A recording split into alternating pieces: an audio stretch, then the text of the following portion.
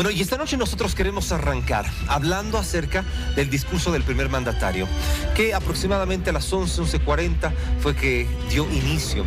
¿Cuánto duró? ¿Qué fue lo que dijo? ¿Cuál es la importancia de este discurso? ¿Qué hubo de por medio? Tenemos un resumen a continuación.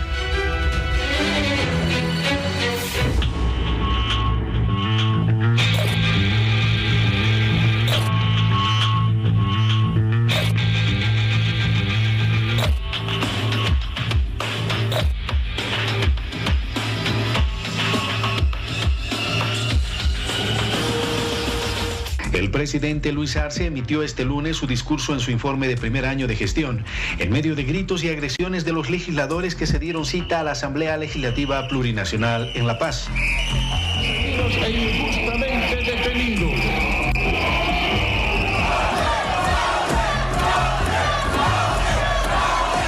Fueron postergadas una y otra vez bajo la excusa de la pandemia.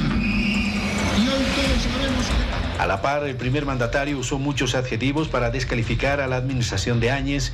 Las frases más usadas por el mandatario fueron gobierno de facto, gobierno incapaz y gobierno golpista. El 2 de agosto de 2020, el gobierno de facto anunciaba la clausura de la gestión educativa 2020, ya que la interrupción representaba un retroceso para el desarrollo humano y una pérdida de oportunidades para 3 millones de niños y niñas que de adolescentes en Bolivia. Así maneja la derecha la educación. Aseveró que está en el gobierno no solo para administrar el Estado, sino para transformarlo. Aseguró que no traicionará el sentimiento del pueblo boliviano que lo eligió en octubre del 2020. Cuarto trimestre de 2020, cuando asumimos el gobierno nacional, esa profunda crisis muestra un retorno paulatino hacia un horizonte positivo, reflejando los resultados de las medidas implementadas, y en el segundo trimestre del 2021 ya Bolivia registra un crecimiento acumulado del orden del 9.4%. El discurso del presidente de este lunes en la sesión llevada adelante fue bochornosa en la Asamblea Legislativa. Hubo adjetivos calificativos, pitazos, gritos, amagues de enfrentamiento entre diputados y senadores, oficialistas y de la oposición, quienes chocaron duramente mientras el presidente Luis Arce intentaba dar su informe por su primer año en el poder. Algunas de las reacciones inmediatamente se dieron a conocer terminando el discurso. Fue dado por el alcalde paceño Iván Arias. Un gobierno que en vez de ampliar su base social ha decidido restringirla a sus militantes. Una pena por el país. El presidente está ocupando una casa que pertenece a todos los bolivianos, va a dar su informe en un ambiente que pertenece a todos los bolivianos y que no pertenece a su partido. Esta noche nos acompaña a través del Zoom la viceministra de Comunicación, la señora Gabriela Alcón. Gracias por estar con nosotros. Creo que todos han coordinado, han llegado por lo menos de acuerdo a una palabra que más o menos da a entender lo que ha pasado hoy. Bochorno en la Asamblea Legislativa en este primer informe del presidente. Pero usted, viceministra, junto con todo el gobierno, han tenido ya varias horas para poder analizar lo que ha pasado. ¿Qué es lo que ha ocurrido? ¿Por qué se ha dado esa situación? ¿Me puede explicar, por favor? Miriam, ¿cómo está? Muy buenas noches. Muchísimas gracias por la entrevista. Antes de empezar, me gustaría también hacer una observación en ese sentido del equilibrio, ¿no? Del manejo adecuado de los términos. Usted, periodista, sabe muy bien. Con la unidad móvil, yo estaba muy atenta a las unidades móviles y creo que no es oportuno decir masistas, bloqueadores, ¿no? Creo que hay que ver lo que está ocurriendo en el Plan 3000, ahí está la policía para que se pueda garantizar también la transitabilidad, la tranquilidad en la zona, una zona que en la mañana, por ejemplo, he dicho que vamos a trabajar y bueno, sin duda alguna todo acto violento es rechazado y corresponderá pues más adelante la investigación respectiva, pero es bueno que se maneje con los términos adecuados. Solo eso, usted me hacía una consulta sobre lo ocurrido hoy. Sí, nosotros hemos calificado, yo lo he calificado como una sesión y una actitud, hay que ser muy claros en eso, bochornosa por parte de la oposición. Su periodista estaba ahí en la sesión tomando las imágenes, quienes han empezado a mostrar una posición poco respetuosa, son legisladores, tienen una función. tienen que brindar propuestas, fiscalizar, trabajar. ¿Cómo vamos a entendernos si no escuchamos, no?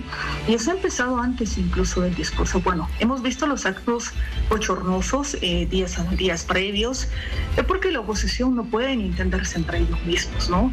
Más allá de eso, lo que ha ocurrido hoy sí lo hemos calificado como una falta de respeto al presidente, al pueblo boliviano, por la investidura, que ese es el presidente de todos los bolivianos, ha sido elegido en las urnas. ¿Y qué significa eso? Que necesitamos ser respetuosos en todo ello. Lamentable lo ocurrido, seguro ya hemos escuchado, se llevará a la instancia que corresponde en el tema de la misma asamblea y las normas que tiene la asamblea legislativa, pero es una imagen que dice mucho, ¿no?, de asambleístas que deberían estar proponiendo, fiscalizando, trabajando. No he visto una propuesta en estos 365 días del año que tenga que ver, que haya sido presentada, que haya sido trabajada, que haya sido precisamente para el pueblo boliviano, ¿no? Pero eso es lo que hemos visto, ¿no? Los silbatos, no se ha dejado no se ni siquiera han escuchado un informe del presidente del Estado, es nuestra primera autoridad del país. No ha sido autoproclamado, no es un gobierno, es un presidente elegido que merece respeto por la investidura, le vuelvo a decir, Miriam. Entonces, no se ha escuchado antes de que empiece a hablarnos ya la falta de respeto, se retiraron, volvieron a ingresar y empezar a dar vueltas y a mostrar esa imagen que es lamentable para nuestro país e incluso como se ha mostrando a nivel internacional. ¿Qué le puedo decir del informe? ¿Qué es lo que ha presentado y qué es lo que buscaba? Y lo que se ha referido el presidente, en todo caso, es mostrar todo el trabajo, no solo el recuento de los logros de los 12 meses de gestión, sino la proyección de lo que va a ser el país dentro de los siguientes 4 años de gobierno. Repito, el trabajo y cómo se proyecta nuestro país también para adelante. Viceministra, buenas noches. Le saluda Héctor Uriarte. Al respecto de lo que ha sucedido en la Asamblea Legislativa, ¿por qué cree usted que de pronto se genera ese comportamiento por parte de algunos legisladores? Esto tal vez porque se han cumplido algunos objetivos. El presidente ha hablado, por ejemplo, de la reactivación económica, un tema que ha sido fundamental y, bueno, que está comenzando a generar una actitud de la gente de continuar con ese trabajo. Teníamos unidades móviles en el Alto, en algunos otros puntos de la ciudad de La Paz, por ejemplo, donde los gremialistas y otros sectores decían, necesitamos continuar con ese trabajo. Héctor, hay que ser muy claros en esto que usted plantea en esta consulta, porque primero, este tipo de imágenes, le repito, muestra la calidad de de los legisladores, ¿no?, de los asambleístas, diputados, senadores de oposición. Tenían la oportunidad de escuchar, de mostrar, de realizar críticas si ameritaba, de plantear propuestas y de mostrar una imagen como tiene que ser una asamblea legislativa. Son autoridades elegidas ¿para qué? Para trabajar por el pueblo, no para hacer el show que han hecho. Pero más allá de eso, Héctor, estamos viviendo en este momento una situación que la percibimos todos. Usted, Héctor, póngase, hagamos solo un recuento de cuál era la situación hace un año, hace 365 días. Teníamos la crisis política, la crisis económica, la crisis sanitaria, el tema incluso de la crisis educativa. Hoy, ¿cuál es la situación? Le digo en resumen, el tema sanitario está atendido. Hay que trabajar más, sin duda alguna. Ahí corresponde ya las acciones de los gobiernos subnacionales, del gobierno central, que ha traído más 15 millones de vacunas, más de 4 millones de pruebas gratuitas, PCR, antígeno nasal. Estamos hablando de medicamentos a precios preferenciales, ahorrándonos hasta el 8 veces de lo que costaría comprándolos acá. Entonces, hay una situación en temas de salud que ha sido atendida y que tenemos que seguir trabajando. Crisis económica se tenía hace un año, decrecimiento, datos oficiales, 8%, el decrecimiento que se tenía hace un año. año, porque no se tomaron las medidas adecuadas. Hoy estamos en 9.4 en el primer semestre, pero ¿cómo se refleja eso? Con empleos, le decía, 917,000 empleos que se han generado en estos 10 meses, por ejemplo. Los restaurantes están empezando a facturar más. ¿Por qué? Porque hay esa demanda interna. El desempleo ha bajado considerablemente, en casi el 50%. Por ejemplo, el reintegro en efectivos del IVA son 20.6 millones de bolivianos que han sido devueltos a las personas que han presentado sus facturas, la devolución del transporte de la vejez, el bono contra el hambre, el fideicomiso. Y no solo estoy hablando de estos sectores, sino también estamos hablando de créditos productivos con bajos intereses. ¿Para qué? Para generar esa reactivación económica y productiva del país. Y eso, le digo, Héctor, lo estamos sintiendo ahora, en este momento donde la proyección no solo lo decimos nosotros en organismos internacionales. Por eso hemos visto en distintos sectores del país el hecho de decir Bolivia trabaja y no para. Están trabajando. ¿Por qué? Porque un paro, Héctor sabe muy bien, un día de paro le cuesta al país 112 millones de dólares. Y en este momento en el que estamos trabajando, más aún porque estamos llegando a estas vistas de fin de año donde se necesita la reactivación económica, es donde más comercio se tiene y necesitamos mover esta demanda interna. Es que no necesitamos este tipo de medidas. Estamos viendo que las personas dicen vamos a seguir trabajando, porque el paro, le decía, no afecta a los más ricos, obviamente, no afecta al gobierno. ¿A quiénes afecta? A ese boliviano que está trabajando todos los días en el mercado, en el transporte, en su emprendimiento, pagando un alquiler para que el negocio pueda prosperar y está generando. Por eso le decía, en este momento el país no puede parar, porque perjudica a los más pobres, a los que están sintiendo la reactivación económica y quieren trabajar sin duda alguna. ¿Cuándo se da un paro? Cuando las demandas no son atendidas, y esta no es la situación.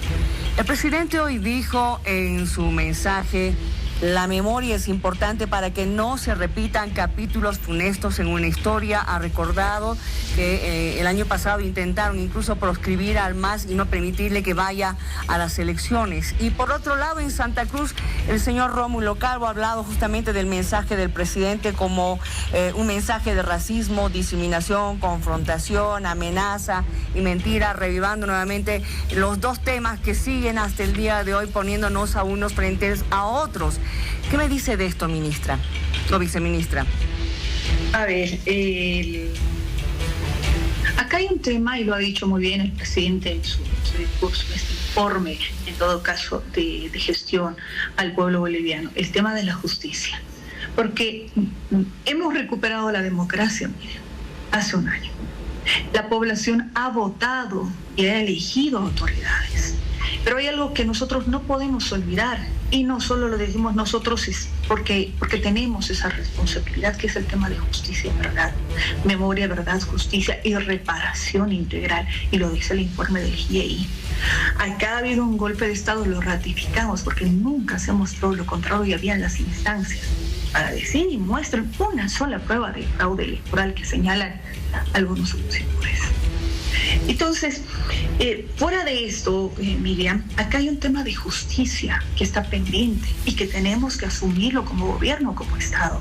Tenemos 38 víctimas de lo ocurrido en Sacabas, en Cata, en Montero, y hay que responder por eso. Y muchas víctimas, además familiares, que hemos visto necesitan ser atendidos y están buscando memoria, verdad, justicia y reparación, que además esta es una de las recomendaciones que nos da el informe del GIEI.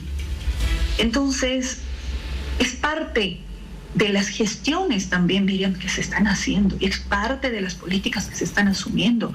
Nos hemos reunido con muchos de los sectores y estamos avanzando en las recomendaciones, en el censo de la atención, en todos los aspectos que hemos visto, y tenía que estar presente porque es lo que hemos vivido también acá en el país. Es cierto que sobre pretexto de la pandemia se iban postergando hasta que las organizaciones han tenido que iniciar medidas de presión para garantizar las elecciones del 18 de octubre. Y sí, hemos recuperado, porque hoy no tenemos la situación que se tenía antes, la represión, y usted recuerde, los perseguidos, todo era por sedición, la libertad de expresión es lo que nos corresponde, criminalizada. Hoy la situación es distinta, y el informe de gestión tenía que evidenciar obviamente también este trabajo que se está desarrollando, y lo que queremos llegar Miriam, a esta convivencia armónica que necesita nuestro país, pero esto va a pasar siempre por justicia y reparación. Muy bien, viceministra, usted ha tocado también un tema muy importante, este tema de Sacaba y Sencata, cuáles han sido los informes, en fin, todas esas repercusiones. El año 2019, el presidente dentro de este informe ha hablado de un país con más justicia, un país más igualitario. Después del 2019 se ha comenzado a generar desigualdades, por eso que se ha tocado el tema dentro del discurso, de pronto situaciones de racismo, de discriminación que se van presentando. Hemos visto situaciones de racismo, de discriminación en distintos momentos, de intolerancia, polarización de la sociedad. Por eso yo le digo, necesitamos trabajar en nuestra convivencia armónica, necesitamos trabajar en este proceso de pacificación, si quiere, pero esto va a ser posible a través también de buscar esta justicia, porque tenemos hechos de Sacaba, de Sencata, ahí lo dice claramente, graves violaciones a los derechos humanos, ejecuciones sumarias, que es disparar por la espalda a nuestros hermanos bolivianos, donde no se les permitía expresarse. Hemos vivido este tiempo. Por eso, este proceso de pacificación, este proceso de convivencia armónica que necesita nuestro país, no va a ser si nos olvidamos y cambiamos la página, no.